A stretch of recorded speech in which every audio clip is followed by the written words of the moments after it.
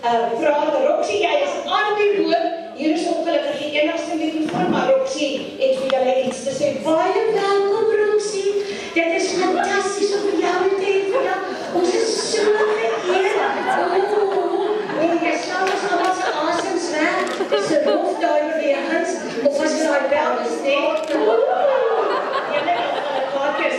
is sal ek optel, maar daar is 'n spesiale boodskap daarop, Ek sien wie lees so versigtig, dankie trouwens, baie welkom, Roxie.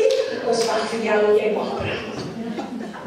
Nou, Roxie, ek is 'n gesant van Paulkreer.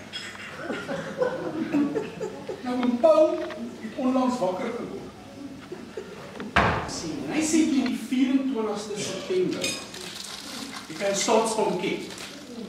Mooi luister, mooi 24ste September het hy die staatsbom ken. Dis erfenisdag.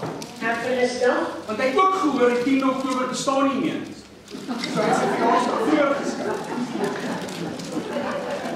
My sal daar aan werk sy. Maar in elk geval, van die gesien hom, sy vrou, as ek het mag sê hierso, sy is 'n baie stil vrou oor die algemeen. Sy is 'n bietjie moer getrek. En as ek almal afval.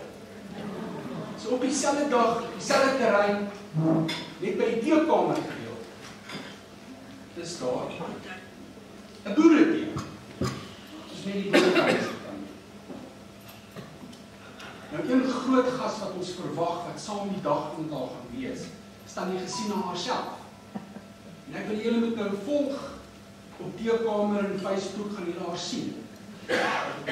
Sy lyk damn good. vir 200 jaar. In elk geval, welkom.